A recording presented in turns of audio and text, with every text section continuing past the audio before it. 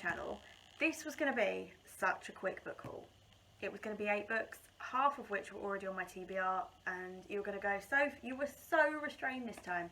And then I went out this morning. But I'm going to start with the books that I got at Basingstoke on Saturday. 4 of which were on my TBR. It's a Christmas miracle, right? Oh, was it 5? It was 5. You see, that I did well. I managed to find Vox for £2, which I'm really excited about, because this was the initial one by Christina, is it Doucher, that I wanted to read. Was this Jean McLennan? Spends her time in almost complete silence, limited to just 100 words a day. Any more and 1,000 volts of electricity will course through her veins. That just sounded quite intriguing to me, so I'm looking forward to giving that a go. I found Into the Wild. All I know is it's about this guy who gives up his possessions and just goes north. And I just thought that might be quite interesting. I managed to find Educated by Tara Westover for £2 in the British Heart Foundation. I know this is a memoir, and I know this is going to be quite an emotional read, but it has been on my list for ages.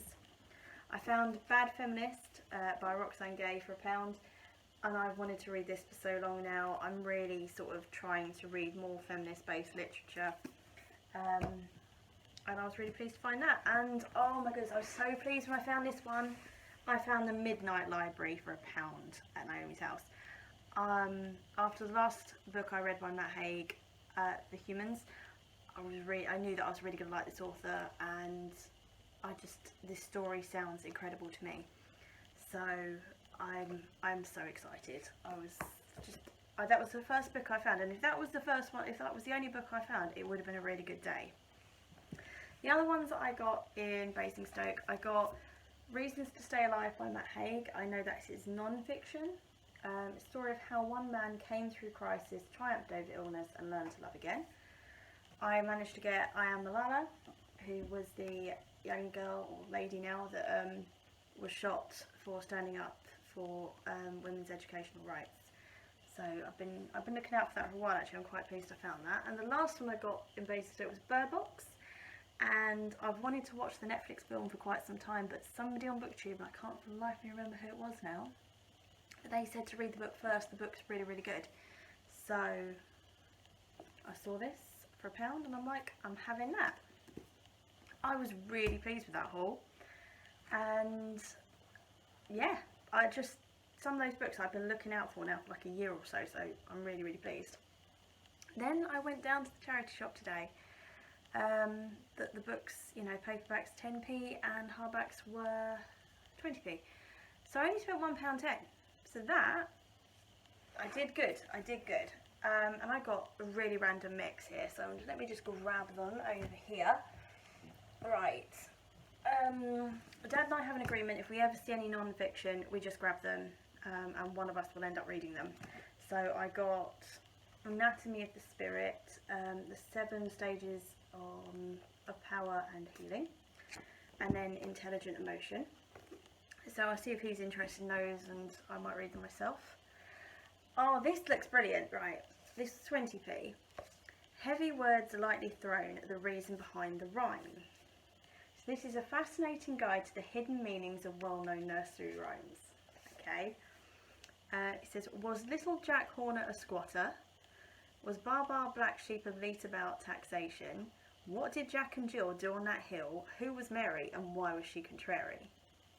And it looks into the hidden meanings of the most innocuous sounding nursery rhymes, revealing a seething subtext of sexual innuendo, religious hatred, and political subversion. That sounds really up my street. That I think is going to be really quite fun. So that's probably what I'm just going to dip in and out of. I was really excited and I saw that. Next one, I got a chunk of a book. This was an author by it. Again, it's an author that I see on YouTube all the time. And that is Ken Follett, I believe. And this is The Pillars of the Earth. It's 10p, perfect condition, clearly never been read. What a chunk, okay? What a chunk that is.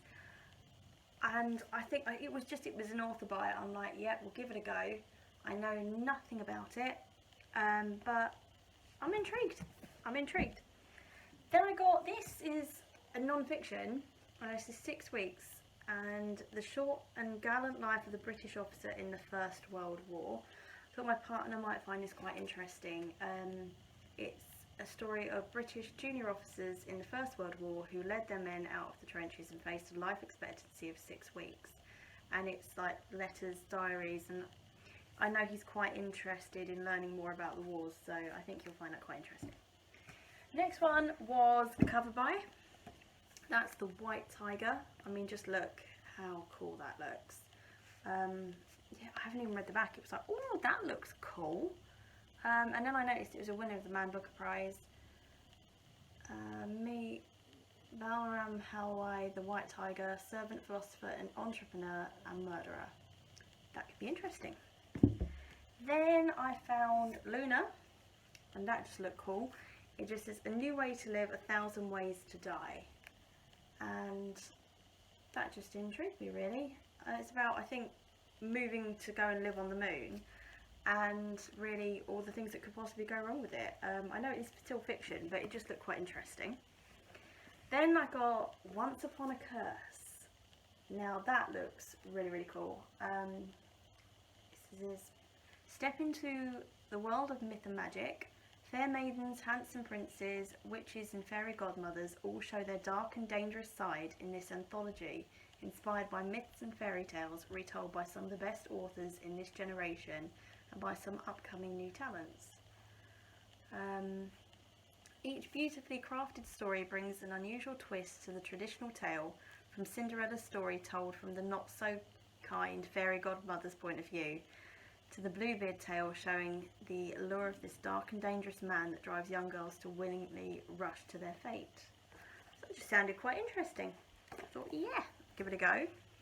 I found the 5 people you meet in heaven. I have been really looking forward to reading this book, and I couldn't believe it when I saw this. And there's someone that dies, which they go to heaven, and they interact with 5 different people, which I think, yeah, they all had some part to play in their life to why they ended up doing what they did or whatever, and not necessarily people that you would expect to come across. So I just thought that sounded like an interesting concept. The last book I got, this looks brilliant. This was I have to get this. Apocalypse Cow. Forget the card, they want blood. I mean, really. This just looks hilarious. It began with a cow that just wouldn't die. It became an epidemic that transformed Britain's livestock into sneezing, slavering, flesh-craving, 4-legged zombies. I mean, zombie cows. I just, look how evil that cow looks. That just sounds hilarious. I'm like, yep, I've got to read that. I want to read that now. But that sounds brilliant. So that's my haul. I'm really pleased with some of those. The fact that I was actually able to get some off my TBR and then just find some really wild, interesting, other looking books. Yeah, I think I did alright. So if you've read any of those, you've got any feedback, let me know, and I will see you soon. So I sit and film my videos on the floor. I just find it more comfortable, particularly if I've got a pile of books beside me. And guess who thought they'd take Mummy's chair? You comfy? Oh! Did you steal Mummy's chair? Did you? Did you do the stealings of Mummy's chair?